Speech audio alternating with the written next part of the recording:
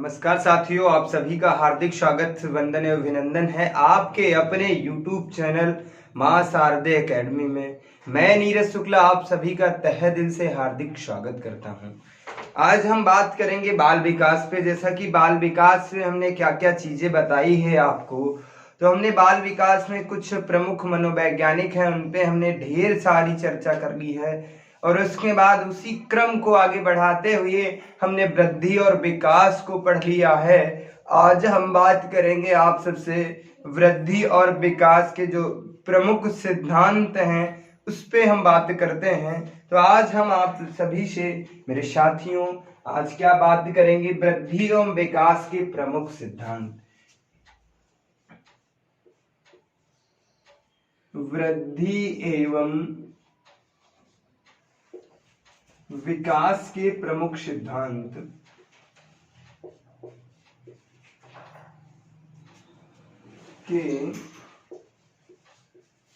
प्रमुख सिद्धांत हैं, उस पर चर्चा करूंगा। क्या क्या सिद्धांत हैं, क्या क्या चीजें हैं, तो उस पर हम बात करते हैं। अच्छा, ये सिद्धांत किसे कहते हैं, क्या चीजें हैं, तो इस पर भी हम थोड़ी सी चर्चा करेंगे। किसे कहते हैं मेरे साथियों, किसे कहता हूं वृद्धि और विकास का सिद्धांत? तो कहने का मतलब क्या है सिद्धांत, तो उस पर हम जब चर्चा करते हैं मेरे साथियों, तो जब बालक एक अवस्था से दूसरी अवस्था में जाता है, क्या कहते हैं, हम एक बात कह रहे हैं उसे ध्यान से समझिए। जब बालक एक अवस्था से दूसरी अवस्था में प्रवेश करता है तो उसमें कुछ परिवर्तन होते हैं। वो परिवर्तन होते हैं, कैसे परिवर्तन होते हैं मेरे साथियों? तो वो परिवर्तन होते हैं कैसे? निश्चित परिवर्तन होते हैं। वो परिवर्तन किसके आधार पर होते हैं? तो वो जो परिवर्तन होते हैं मेरे लाल, मेरे साथियों, तो वो परिवर्तन होते हैं वृद्धि एवं विकास के सिद्धांतों के अनुसार। तो हमने आपको क्या बताया, जब बालक एक अवस्था से दूसरी अवस्था में प्रवेश करता है, हम आपको क्या बता रहे हैं कि जब बालक एक अवस्था से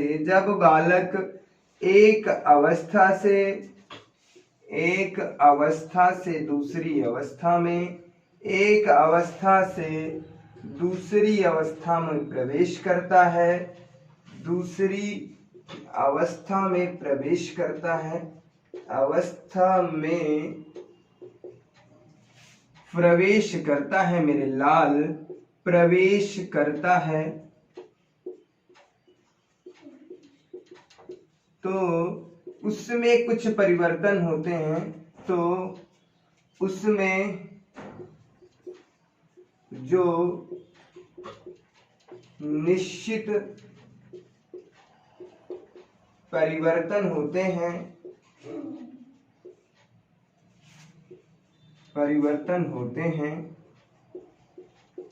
वे परिवर्तन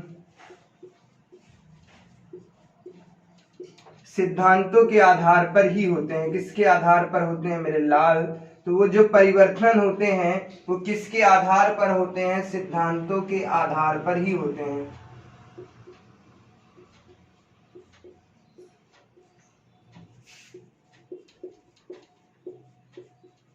उम्मीद करता हूं ये सारी चीजें समझ में आ गई होगी, क्या है वृद्धि और विकास के सिद्धांत।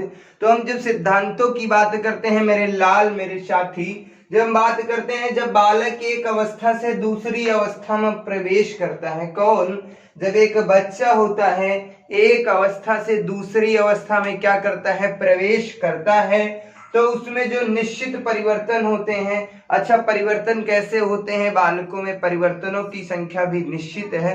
कैसे क्या परिवर्तन होते हैं? जो उसमें निश्चित परिवर्तन होते हैं वे परिवर्तन किसके आधार पर होते हैं मेरे साथियों?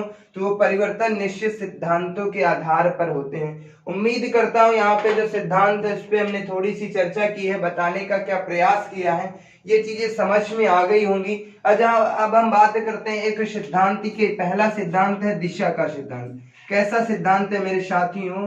तो पहला सिद्धांत हम लेते हैं दिशा का सिद्धांत। अच्छा, ये दिशा का सिद्धांत क्या है मेरे साथियों, क्या कहता है, इसके बारे में हम थोड़ी सी चर्चा करेंगे। इसे दिशा का सिद्धांत भी कहते हैं या वृद्धि एवं विकास की दिशा का सिद्धांत भी कहते हैं। इस सिद्धांत को मेरे साथियों कितने भागों में बांटा गया है? तो इसे 2 भागों में बांट दिया गया है। इसे कितने भागों में बांटा गया है मेरे लाल मेरे साथी? तो इसे 2 भागों में बांटा गया है। कितने भागों में बांट दिया गया है? तो इसकी यदि हम चर्चा करते हैं तो इसे 2 भागों में बांटा गया है। कितने भागों में बांटा गया है? 2 भागों में। अच्छा, तो सबसे पहले इसे क्या कहते हैं? इसे क्या कहते हैं? इसे ही कहते हैं सिरोपुंज का सिद्धांत। क्या कहते हैं? सिरोपुंज का सिद्धांत भी कहते हैं। और इसे क्या कहता हूं मेरे लाल? तो इसे सिरोपुंज का सिद्धांत कहते हैं। और क्या कहते हैं? इसे कहते हैं सिर से पैर का सिद्धांत। क्या कहते हैं मेरे लाल? सिर से पैर का सिद्धांत। सिर से पैर का सिद्धांत। सिर से पैर का सिद्धांत भी इसे कहते हैं। इसे हम क्या कहते हैं? तो सिर से पैर का सिद्धांत। और या क्या कहते हैं? और क्या कहते हैं? सिरोपुंज का सिद्धांत। किस सिद्धांत का ये भाग है मेरे साथियों? तो दिशा के सिद्धांत का भाग है। और हम बात करते हैं इसे दूसरा पार्ट क्या है? निकट से दूर का सिद्धांत। क्या है? तो निकट से दूर का सिद्धांत। निकट से दूर का सिद्धांत किसका सिद्धांत? निकट से दूर का सिद्धांत है। और इसे क्या कहता हूं मेरे लाल? यदि मेरे साथियों इसकी हम बात करते हैं, निकट से दूर का सिद्धांत कहते हैं। और इसे क्या कहते हैं? तो केंद्र से परिधि का सिद्धांत भी किसे कहते हैं?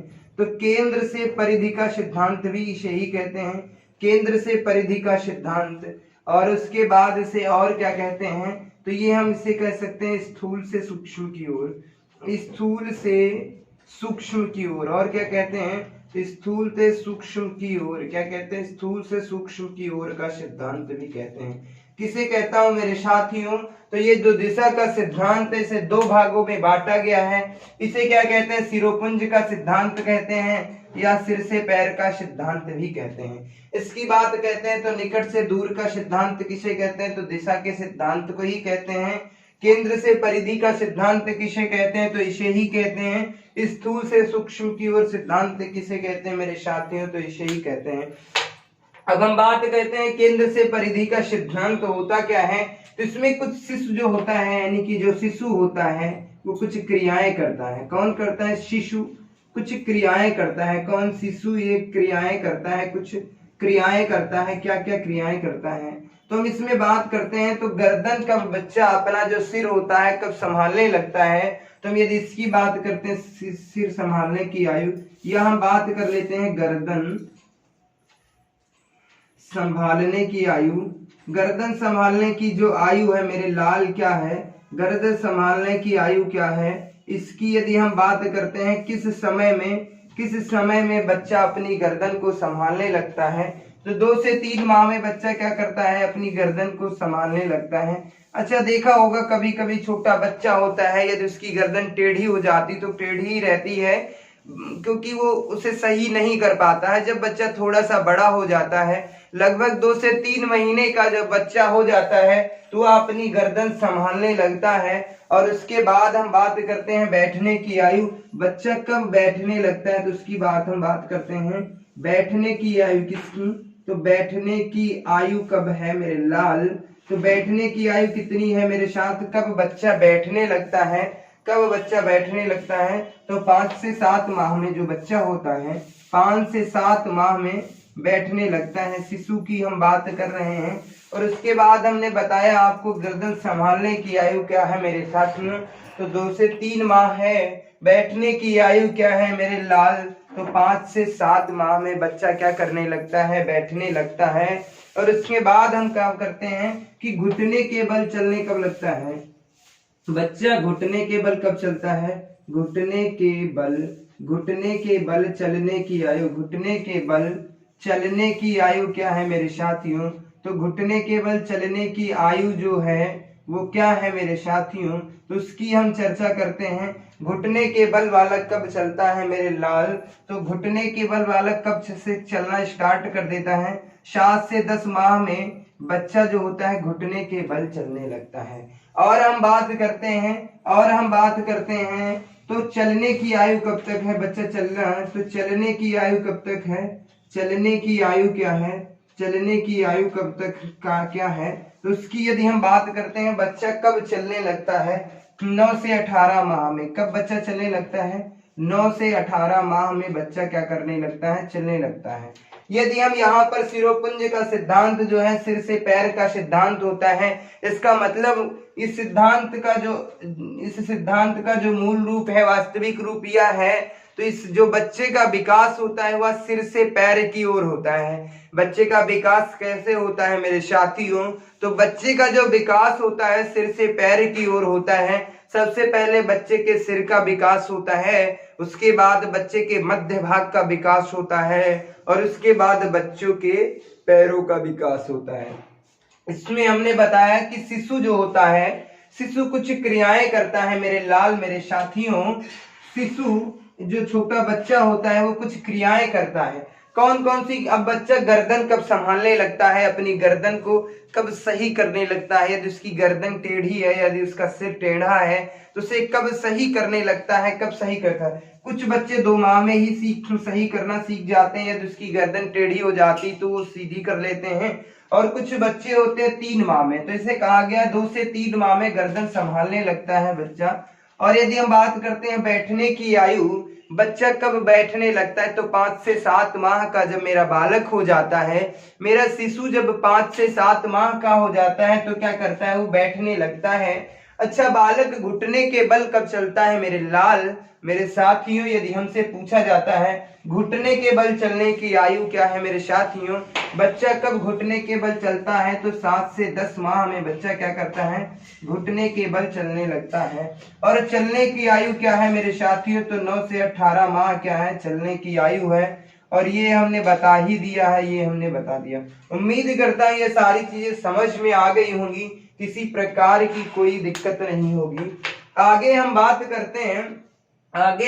करते हैं इस निकट से दूर का सिद्धांत। ये क्या सिद्धांत, कैसा सिद्धांत है? तो ये कहता है सिद्धांत निकट से दूर का सिद्धांत, केंद्र से परिधि का सिद्धांत, स्थूल से सूक्ष्म की ओर सिद्धांत।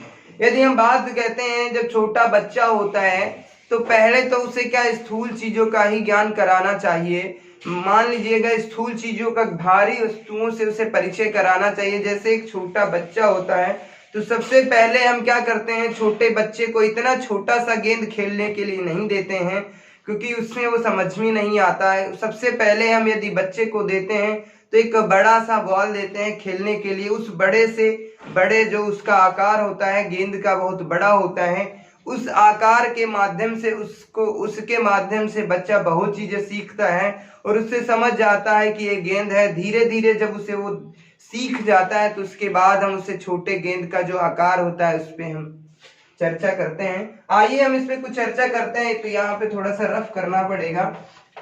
तो यहाँ पर हम यदि इसकी बात करते हैं तो सबसे पहले हमें शिशु को छोटा गेंद ना देकर इसका एक उदाहरण के तौर पे हम देखना चाहेंगे।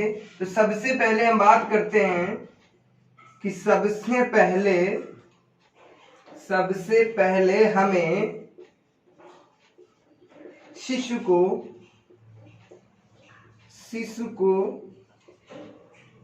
छोटा गेंद ना देकर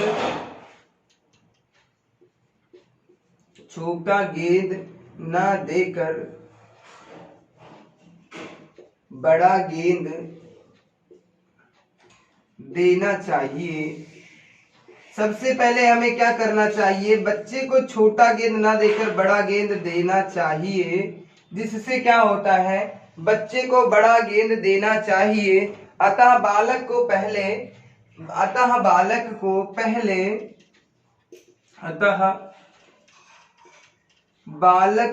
पहले स्थूल वस्तुओं से परिचित कराना चाहिए।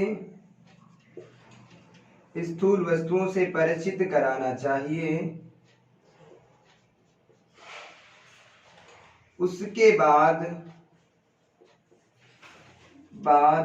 उसे सूक्ष्म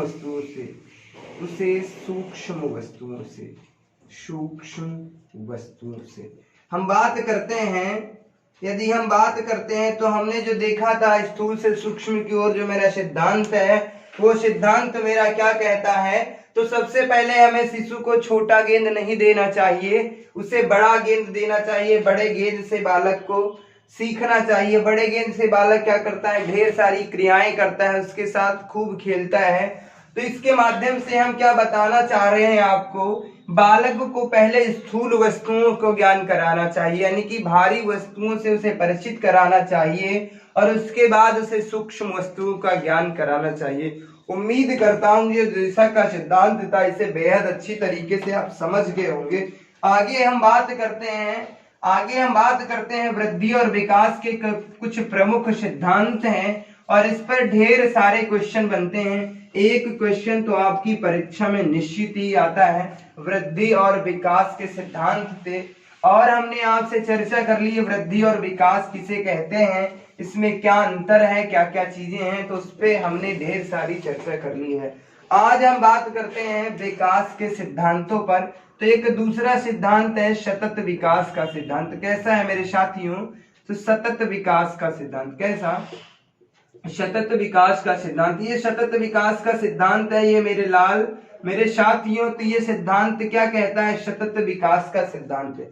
अच्छा, ये सिद्धांत जो है, जीन पियाजे इस बात से सहमत नहीं थे। जीन पियाजे ने अपने संज्ञानात्मक विकास के सिद्धांत में यह बात कही है कि विकास एक सतत चलने वाली प्रक्रिया नहीं है। इस बात की बहुत सी आलोचनाएं हुई हैं जीन पियाजे की। जीन पियाजे ने कहा है, तो विकास एक सतत प्रक्रिया नहीं है, ऐसा किसने कहा है, तो जीन पियाजे ने कहा। इसमें हम बात कर लेते हैं। तो जीन पियाजे ने अपने सिद्धांत में, जीन पियाजे ने अपने संज्ञानात्मक सिद्धांत में, जीन पियाजे ने अपने संज्ञानात्मक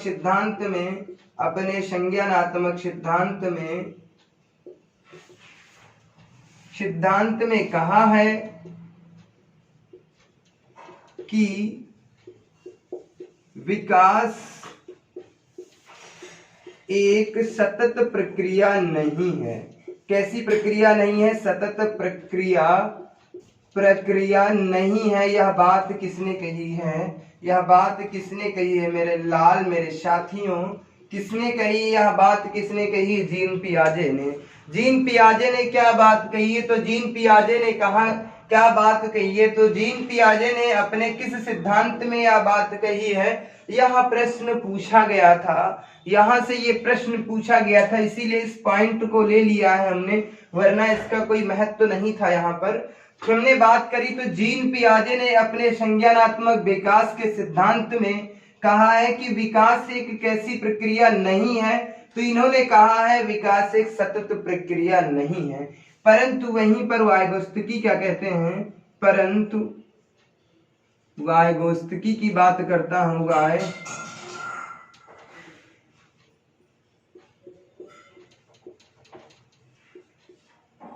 वाइगोत्स्की क्या कहते हैं, इनकी यदि हम बात करता हूं, इन्होंने क्या कहा, इन्होंने वाइगोत्स्की ने अपने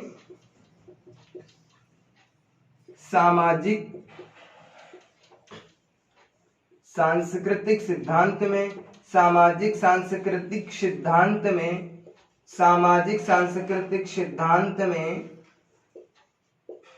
सिद्धांत में कहा है कि विकास एक सतत प्रक्रिया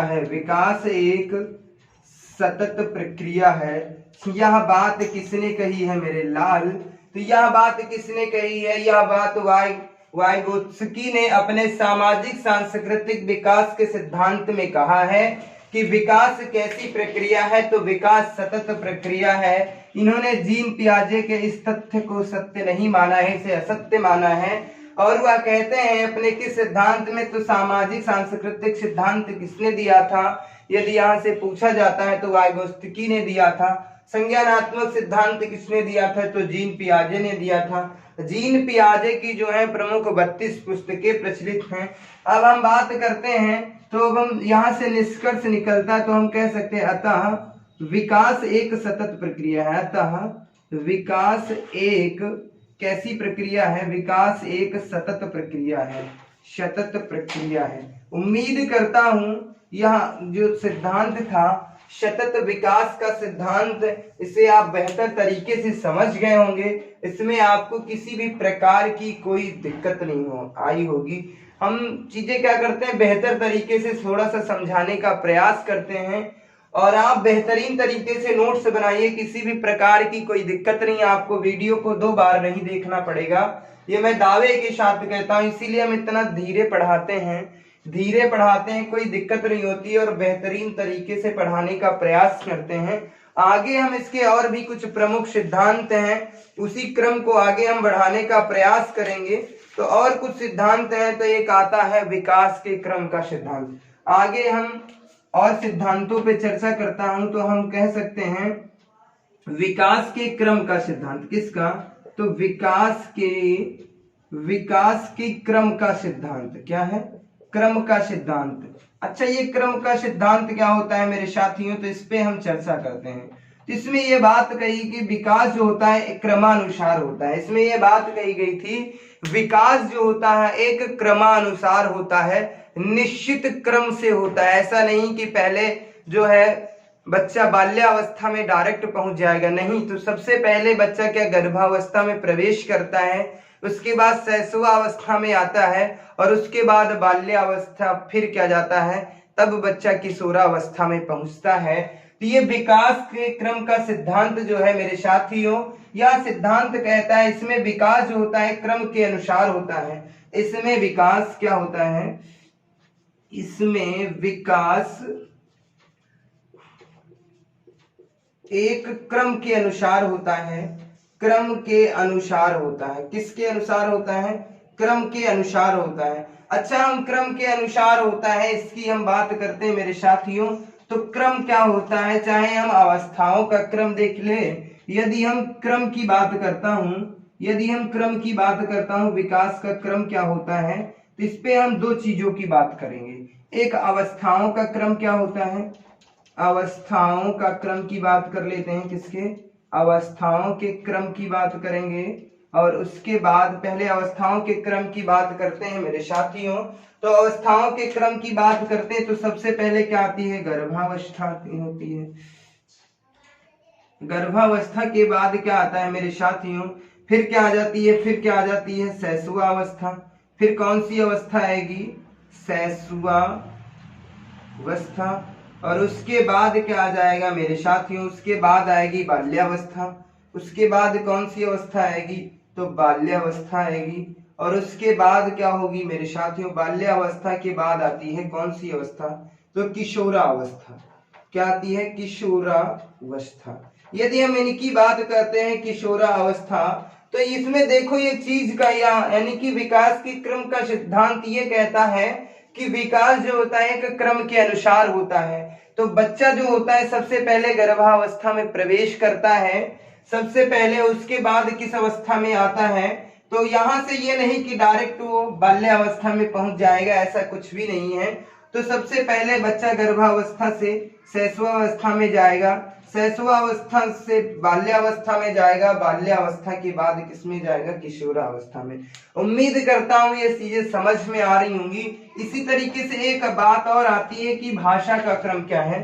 तो भाषा के क्रम की जब हम बात करते हैं मेरे साथी, भाषा का भी क्रम होता है, भाषा का क्रम भी होता है।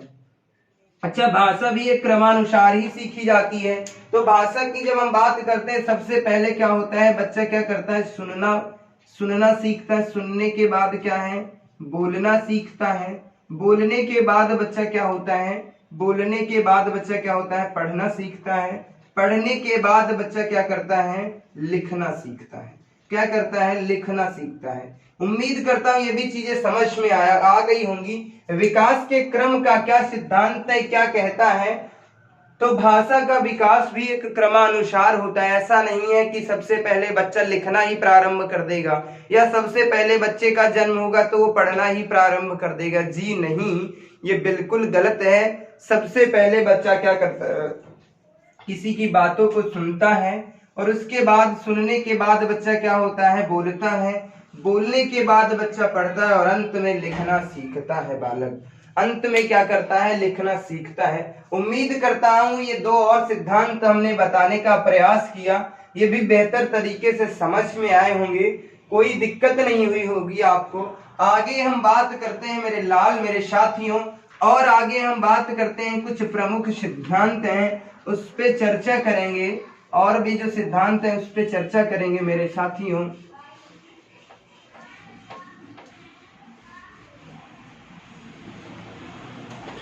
आगे के सिद्धांतों पे यदि हम चर्चा करते हैं तो हमारा सिद्धांत आता है परस्पर का सिद्धांत। किसका आता है, परस्पर संबंधवाद का सिद्धांत भी कह सकते हैं, नंबर 4 आ जाता है परस्पर संबंध का सिद्धांत। क्या है मेरे साथियों,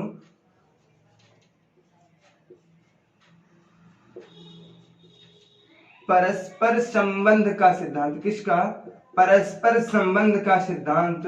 किसका सिद्धांत, तो परस्पर संबंध का सिद्धांत। अब ये जो परस्पर संबंध का सिद्धांत है मेरे साथियों, ये सिद्धांत क्या कहता है, इस पर हम चर्चा करते हैं। तो यह सिद्धांत क्या कहता है, तो बालक का जो विकास होता है, यह सिद्धांत क्या कहता है मेरे लाल मेरे साथियों, मेरे प्यारे प्यारे भाइयों, यह सिद्धांत क्या कहता है, कहता है कि बालक के विकास के स्वरूप का क्रम जो होता है, किसके, तो बालक के विकास के क्रम का जो स्वरूप होता है वह एक दूसरे से क्या होता है, संबंधित रहता है, संबंधित रहता है।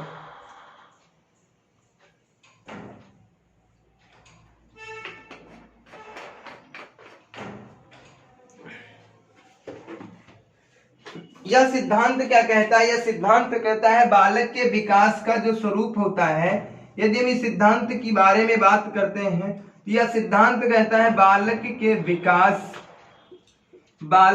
विकास का स्वरूप, बालक के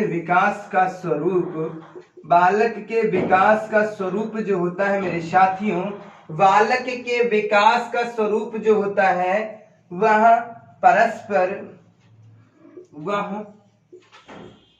परस्पर एक दूसरे से संबंधित रहता है, एक दूसरे से संबंधित रहता है। क्या करता है, एक दूसरे से संबंधित रहता है मेरे लाल मेरे साथियों। यह सिद्धांत क्या कहता है, बालक का जो विकास जो होता है, बालक के विकास का जो स्वरूप होता है वह एक दूसरे से संबंधित रहता है, चाहे वो किसी भी प्रकार से संबंधित हो, चाहे वो शारीरिक रूप से संबंधित हो या मानसिक रूप से संबंधित हो। यदि हम बात करते हैं वो मानसिक रूप से संबंधित हो, और हम बात करते हैं चाहे सामाजिक रूप से संबंधित हो या नैतिक रूप से संबंधित हो, किसी न किसी रूप से बालक का जो विकास का संबंध होता है वो संबंधित होता है, चाहे शारीरिक रूप से हो या मानसिक रूप से या सामाजिक रूप से या नैतिक रूप से। एक उदाहरण के द्वारा हम आपको बताने का प्रयास करेंगे, और बेहद अच्छी तरीके से समझ में आ जाएगा। जो यानी कि हम बात करते हैं जिस बालक का शारीरिक विकास अच्छा होता है, यदि हम बात करते हैं जिस बालक का शारीरिक विकास अच्छा होता है, जिस बालक का शारीरिक विकास अच्छा होता है वह सामाजिक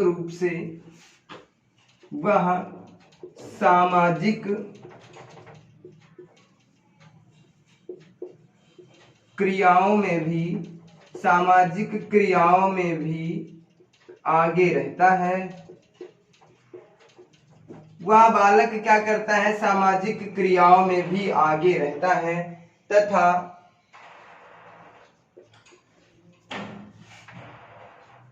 अपने नैतिक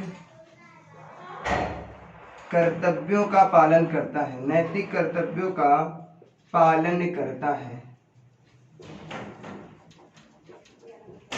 उम्मीद करता हूं यह समझ में आ गया होगा कि जिस बालक का शारीरिक विकास अच्छा होता है तो वह मानसिक तौर पे भी अच्छा होगा, सांस्कृतिक तौर पे भी अच्छा होगा और नैतिक तौर पे भी अच्छा होगा।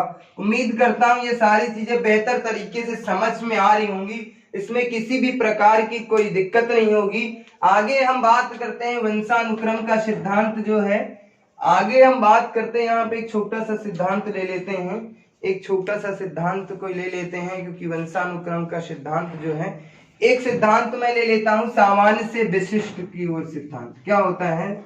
सामान्य से विशिष्ट की ओर सिद्धांत। सामान्य से विशिष्ट की ओर सिद्धांत।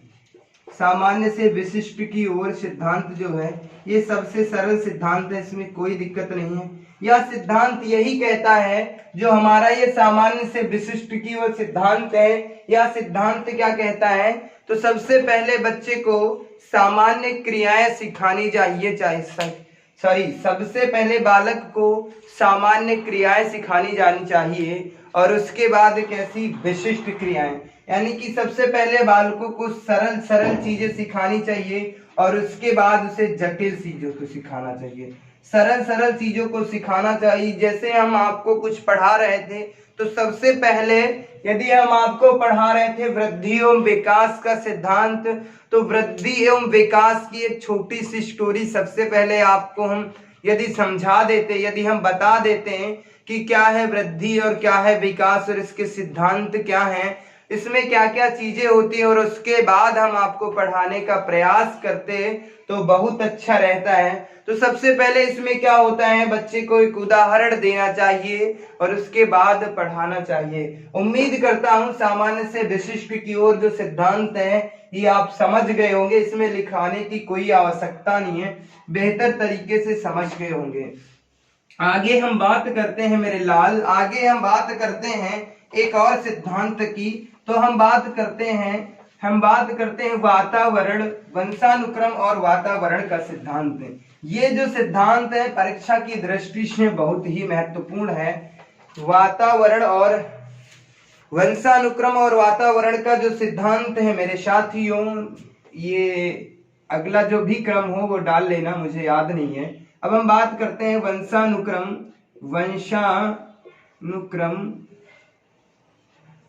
और वातावरण का सिद्धांत। कौन सा सिद्धांत? वंशानुक्रम और वातावरण का सिद्धांत। अच्छा, ये जो सिद्धांत है मेरे लाल, मेरे साथियों, वातावरण का सिद्धांत, ये सिद्धांत क्या कहता है मेरे साथियों? तो इस पे हम थोड़ी सी चर्चा करते हैं। तो वंशानुक्रम और वातावरण का जो सिद्धांत होता है यह कैसा सिद्धांत है? तो वंशानुक्रम और वातावरण का जो सिद्धांत होता है यह दोनों की अंतःक्रिया पर आधारित होता है। किस पर? दोनों की अंतःक्रिया पर। किस पर आधारित होता है? दोनों की अंतःक्रिया पर आधारित होता है। कौन सा सिद्धांत? तो हम जब बात करते हैं वातावरण और वंशानुक्रम के सिद्धांत की, तो यह सिद्धांत दोनों की क्रियाओं की अंतःक्रिया पर आधारित होता है। बिना समाज के क्या होता है, यदि हम बात करें कि वंशानुक्रम से ही बिना समाज के हम क्या करते हैं, बच्चे का लालन पोषण कर सकते हैं, तो ये असंभव चीजें हैं, कोई भी नहीं करता है। और यदि हम बात करते हैं वंशानुक्रम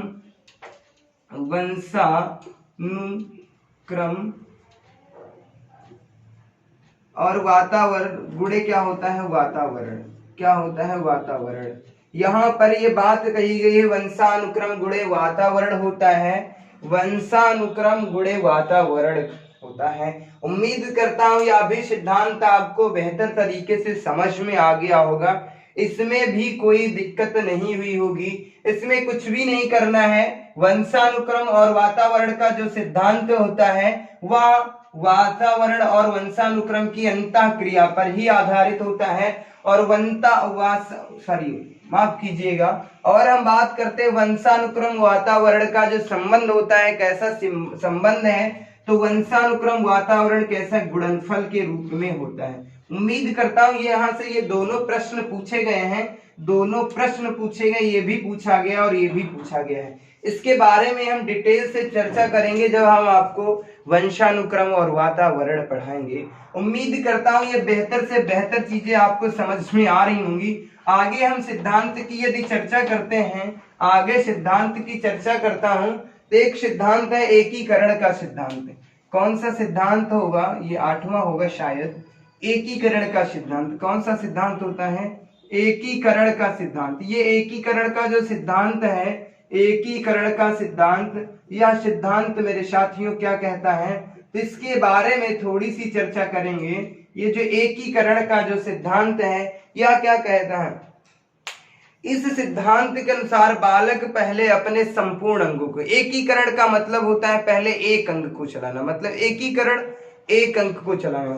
तो इस सिद्धांत के अनुसार क्या होता है? इस सिद्धांत के अनुसार बालक पहले अपने संपूर्ण अंग को चलाता है और उसके बाद क्या होता है? उसके उपांगों को चलाता है, उसके बाद वह अन्य भागों को चलाता है। एक उदाहरण के द्वारा हम बताने का प्रयास करेंगे। एक छोटा बच्चा होता है तो सबसे पहले वह अपने हाथ को हिलाता है, यानी कि वह अपने पूरे हाथ को चलाता है और उसके बाद क्या करता है? वो हाथ की उंगलियों को चलाना सीखता है और उसके बाद धीरे धीरे जैसे वो बड़ा होता जाता है, थोड़ी सी समझ उसके अंदर आ जाती है। उसके अंदर जैसे जैसे समझ विकसित होती है मेरे साथियों, तो वो क्या करता है? हाथ और उंगलियों को एक साथ चलाना सीख जाता है। तो यदि हम इसकी बात करते हैं, इसमें बालक सबसे पहले क्या करता है? इसमें बालक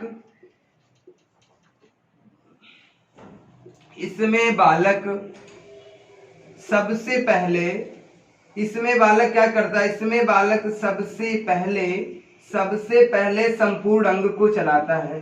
सबसे पहले अपने संपूर्ण अंग को चलाता है। क्या होता है? संपूर्ण अंग को चलाता है। संपूर्ण अंग को चलाना सीखता है। उसके बाद उसके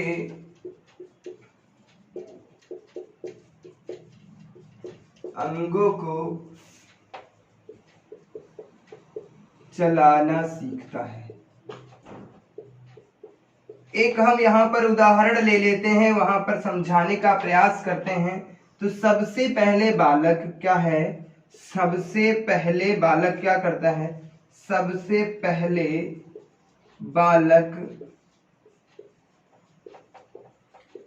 अपने हाथ को चलाता है।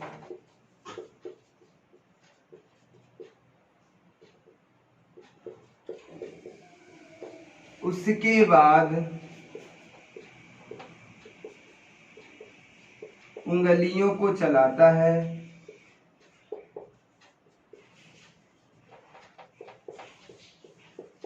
फिर हाथ और उंगलियों को, हाथ और उंगलियों को एक साथ चलाना सीखता है। उम्मीद करता हूं जो एकीकरण का जो सिद्धांत है ये बेहतर तरीके से समझ में आया होगा। इसमें आपको किसी भी प्रकार की कोई दिक्कत नहीं हुई होगी। अब हम आगे की बात करते हैं और एक सिद्धांत की बात करते हैं। कुछ हमारे 2 सिद्धांत और बचे हैं, उस पर भी थोड़ी सी चर्चा कर लेते हैं, क्योंकि ये सिद्धांत जो है हमारी परीक्षा के लिए अत्यंत आवश्यक है। यहाँ से यूपी टीईटी में भी बहुत ज्यादा क्वेश्चन आते हैं और सुपर टेट में तो अभी यहाँ से क्वेश्चन नहीं बना है, क्योंकि 2 बार ही सुपर टेट हुआ है, तो अभी तक तो यहाँ से क्वेश्चन नहीं बना है, लेकिन यहाँ से प्रश्न पूछने की संभावना है। यदि हम बात करते हैं व्यक्तिगत विभिन्नता का सिद्धांत, आगे सिद्धांत की यदि हम बात करते हैं तो कौन सा सिद्धांत है हम आपको बताएंगे। तो सबसे पहले बात करते हैं व्यक्तिगत विभिन्नता का सिद्धांत। किसका? व्यक्तिगत विभिन्नता का सिद्धांत। यदि हम इसकी बात करता हूं मेरे साथियों, यह सिद्धांत क्या कहता है इसके बारे में हम बात करते हैं। अच्छा, व्यक्तिगत विभिन्नता का सिद्धांत तो स्पष्ट ही अपने आप में ही, एक ही माता पिता के दो बालक, एक ही माता पिता के दो बालक जो होते हैं उसमें क्या होता है, उसमें विभिन्नताएं होती हैं, उनमें जो होता है समान क्रियाएं नहीं होती हैं। यदि किसी का मानसिक स्तर तेज होगा, तीव्र गति से होता है, और कोई तो मंद बुद्धि का होगा। यदि ये चीजें होती हैं तो कभी कोई बच्चा छोटा होगा या बड़ा होगा, ये सारी चीजें होती हैं। तो इसकी जब हम बात करते हैं तो एक ही आयु के दो बालकों में यदि हम बात करते हैं, यह सिद्धांत क्या कहता है, एक ही माता पिता के, हम बात करते हैं एक ही माता पिता के दो बालकों में, एक ही माता पिता के दो बालकों में विभिन्नता पाई जाती है। क्या पाई जाती है मेरे साथियों? विभिन्नता पाई जाती है। उम्मीद करता हूं ये समझ में आ गया होगा, इसमें कोई दिक्कत नहीं। व्यक्तिगत विभिन्नता का जो सिद्धांत है बहुत ही सरल है। एक सिद्धांत और बचा है, ये अंतिम सिद्धांत है। एक अंतिम सिद्धांत है समान प्रतिमान का सिद्धांत है। कैसा है? समान प्रतिमान का सिद्धांत। कैसा है? तो समान प्रतिमान का सिद्धांत, समान प्रतिमान का सिद्धांत है। कैसा सिद्धांत है? समान प्रतिमान का सिद्धांत। अच्छा, यह सिद्धांत क्या कहता है? समान प्रतिमान का सिद्धांत, तो यह सिद्धांत यह कहता है चाहे बालक गरीब घर का हो या अमीर घर का, सबके सीखने का जो प्रतिमान होता है वह समान होता है। वह कैसा होता है? समान होता है। यदि हम इसकी बात करते हैं तो सभी बालकों का विकास कैसा होता है? सभी बालकों का विकास, सभी बालकों का विकास समान प्रतिमान से होता है। कैसे होता है? विकास समान प्रतिमान से होता है। किससे होता है? समान प्रतिमान से होता है। किससे होता है मेरे लाल? समान प्रतिमान से होता है। एक एग्जाम्पल की दृष्टि से हम आपको स्पष्ट करा देंगे। एक गरीब परिवार का बालक, अब हम बात करते हैं एक गरीब परिवार का बालक, एक गरीब परिवार का बालक, एक गरीब परिवार का बालक भी घुटने के बल